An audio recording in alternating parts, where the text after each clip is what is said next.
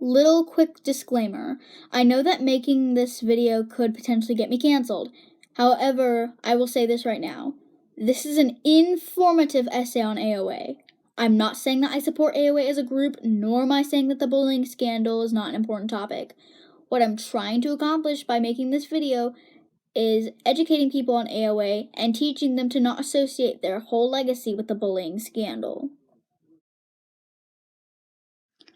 AOA is a K-pop girl group from FNC Entertainment that debuted with members Park Choa, Shin Jimin, Seo Yoona, Shin Hae-jung, Kwon Mina, Kim Seol-hyun, and Kim Chan-mi. They debuted with the song Elvis on July 29, 2012. The song peaked at number 8 on Korea's Gaon chart. Back then, they weren't nearly as popular as they will later be in 2014 and 2015.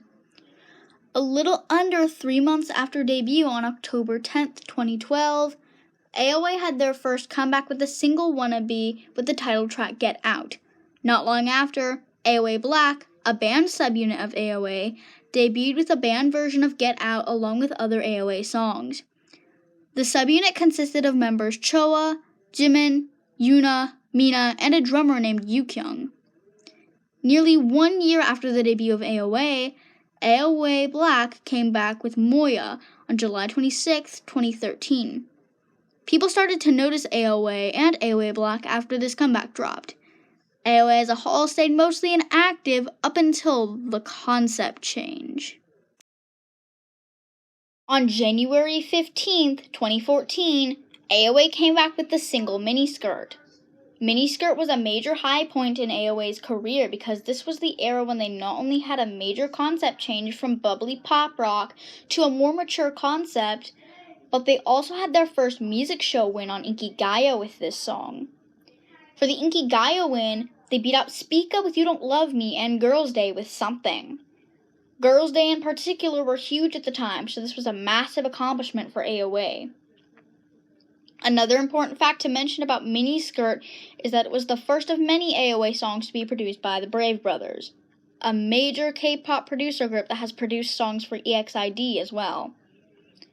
5 months after the release of Miniskirt, AOA came back with Short Hair on June 19, 2014. Short Hair became another major accomplishment in AOA's career, as they charted number 1 on M Countdown as well as other music charts, barely missing a Triple Crown. Short Hair was also one of the most viewed K-pop music videos at the time, according to Billboard. A few months later, on November 11, 2014, AOA came back yet again with Like a Cat. Like a Cat became yet another milestone in AOA's discography, as it gave them their second music show win on Show Champion. Like a Cat also peaked number 7 on Billboard's World Albums for that year. On February 8, 2015, AOA made efforts to break into the Japanese market by releasing Ace of Angels with the Japanese version of Like a Cat. The Japanese version of their hit song ranked well on almost all Japanese music charts. The same year, AOA performed at K-Con New York. Lastly, AOA came back with Heart Attack on June 22, 2015. At the beginning of 2016, on February 11th, another subunit of AOA called AOA Cream debuted. AOA Cream consisted of members Yoona, Hae-jung, and Chan-mi, and debuted with the song I'm Jelly Baby. Then AOA came back with Good Luck on May 16, 2016. Good Luck was AOA's first comeback as a group in almost a year. They also had another Japanese single that year. Going over to 2017, we have AOA's first studio album, Angel's Knock, with double title tracks Excuse Me and Bing Bing. On May 28, 2018, AOA had the comeback Bingle Bangle, which would be their last comeback with no collaboration from Queendom. They most recently had the comeback Come See Me, which is a collaboration with TV show Queendom. However, nobody stays famous forever. AOA's falling apart story started in 2016 with Good Luck. Good Luck won on music show KBS Music Bank, but that win should have gone to Twice for Cheer Up. KBS did end up reversing the choice and gave the win to its rightful owners.